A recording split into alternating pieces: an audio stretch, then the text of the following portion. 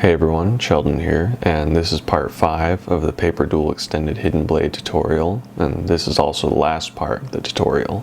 So make sure you click on the link in the description to find all of these blueprints. Alright, that's what it looks like after it's glued on there, so now I can just put it back in here.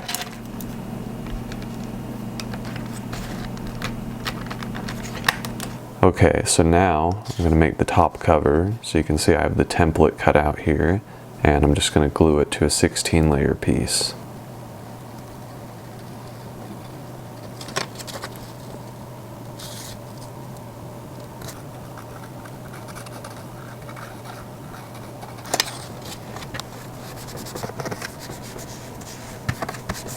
Now I'm just going to cut it out.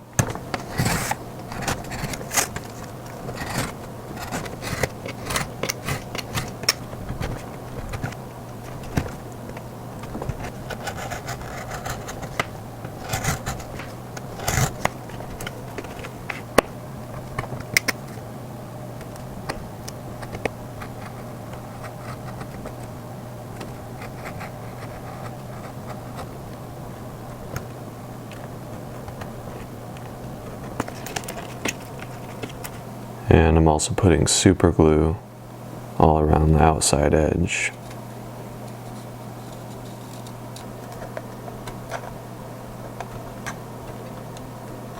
And now we can take this top cover piece we just cut out and line it up just like that. And as you can see, there's this cutout here which allows this rectangular piece to move freely through it just like that. But there are still a few things we have to do to this to get it to work properly. So I'm just gonna take it apart, and the first thing we need to do is glue a piece right here above the blade, which will sort of fill up that gap right there. So it will prevent the blade from wobbling up and down. And here it is. So basically it's just gonna fit right there like that, but it's going to be glued to the bottom of this piece, so it's just going to fill up that gap right there.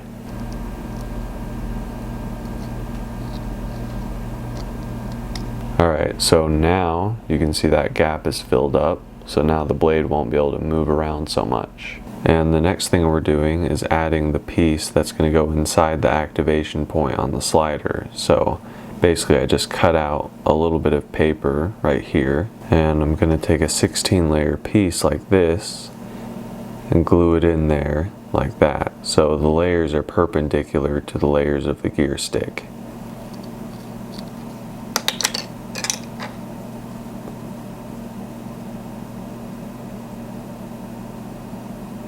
Alright, so with that piece glued on there now, that's going to go inside the activation point right there. And as you know, if I put something inside the activation point and push it forward, that's what causes the blade to actually go out. So basically that piece is just going to do the same thing that I just did with this. It's just going to push forward and backward on that activation point.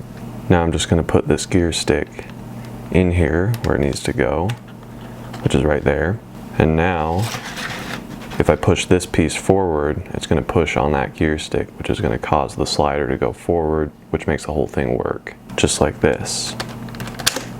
And with the top cover on there, everything will actually work a little bit better than it does without it, because this makes sure all the components stay down. Alright, so now we can go ahead and make the top cover, which is going to go above this one, and that's just going to make sure that the string isn't able to just go off the side of this. This is what the piece is going to look like, and mine probably looks a little bit different than yours. Yours probably doesn't have this part on there, and the reason for that is just because these are the original blueprints that I'm working with, so when I'm actually filming this they aren't done, but by the time you're watching it they're done. So I'm just going to do the usual and glue it to a 16 layer piece. Now it's glued on there, so I'm just going to go ahead and cut it out. Okay, so that's what it looks like after it's cut out.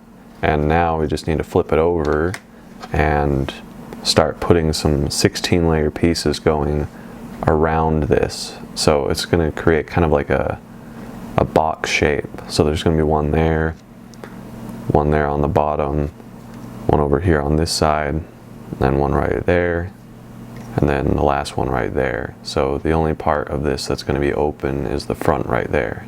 And I'm just going to glue these layers on here like this, so it's kind of like a stack of paper versus perpendicular layers like that. So you can do it like this, it's just a little bit easier to just stack them up like that. So I'm just adding glue and just putting this piece on here. And I'm just trimming off the excess as I go.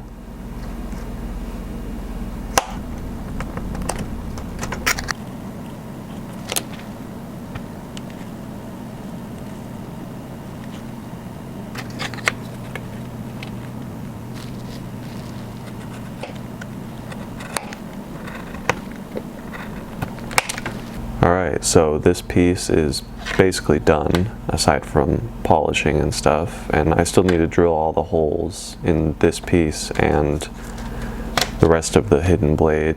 And before I do that, I'm just going to start working on the ring, which I have some 16 layer pieces to make it.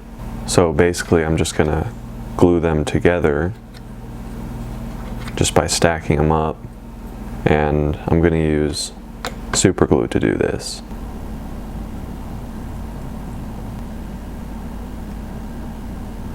And I'm just applying super glue all around the outside edge just to make sure the layers stay together. And then I'm compressing the layers together with some pliers. And now I'm just cutting away some of the burr just to make it a little bit more smooth so I don't get a paper cut. Alright, so I went ahead and just drilled the rest of the holes, so now the screws are able to go all the way through it. Obviously I need to trim them down so they're flush with the top. That's why I put them in upside down, so I'm still able to put this on my wrist and just make sure everything functions properly. And I also drilled a hole in the ring, and if you look on this side you can see the hole is smaller on that side and it's bigger on that side.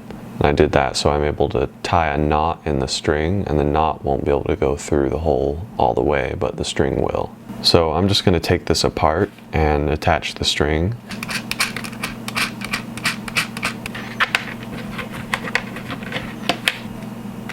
So I just need to take this part out.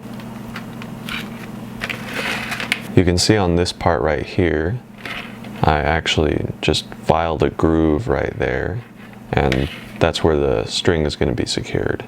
So I have this badminton string right here, and this stuff is pretty strong, and this is usually what people use when they're making hidden blades. So I'm just going to glue the end of the string in this groove just like that.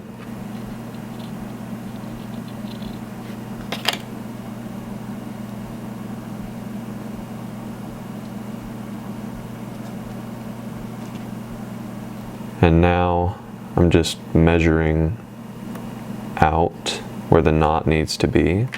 And if you look right here, I made a little black mark right there on the string, and it's 10 and 9/16 away from where the string is secured, which is measuring from the end of this, so right there. So I'm just taking the string and putting it through the small side of this hole first. And now I'm tightening the knot, trying my best to make sure it matches up with that mark right there.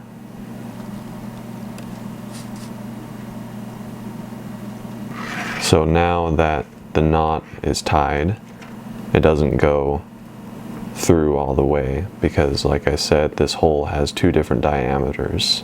So now I can just reinstall this piece. So to put this next piece on here like this, you have to take the ring and put it through here like that.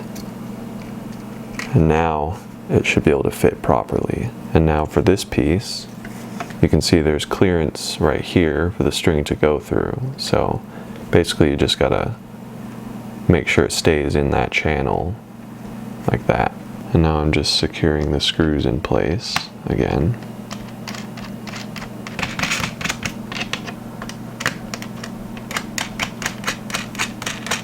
And now with all the screws in here like this, I can just pull on the string and the blade comes out, and it also retracts. So already I can tell it's a lot more reliable than a wheel system, because the wheel system tends to slip from time to time. Let's see if it works like this. Yeah? That is pretty satisfying, I must admit. Alright, so I went ahead and trimmed the screws down, and basically I just used this hacksaw right here. And this is actually a really dull hacksaw, so that's kind of why I left it out, because it took so long. But basically I just used the nut kind of as a base to keep this steady. So I just kind of moved it across the top surface until the rest of the screw was cut off. So hopefully you guys are more lucky than I was, and you can just find some screws that are already the right length. But in my opinion, it's worth going the extra mile, especially if you're passionate about whatever you're working on. And in this case, you get to make a fully functional dual extended hidden blade, basically out of whatever material you want. So that's actually the end of the tutorial series for this project. All you really have to do is just add some straps and put it on your wrist. But I might actually end up making a gauntlet or something for this to attach this to.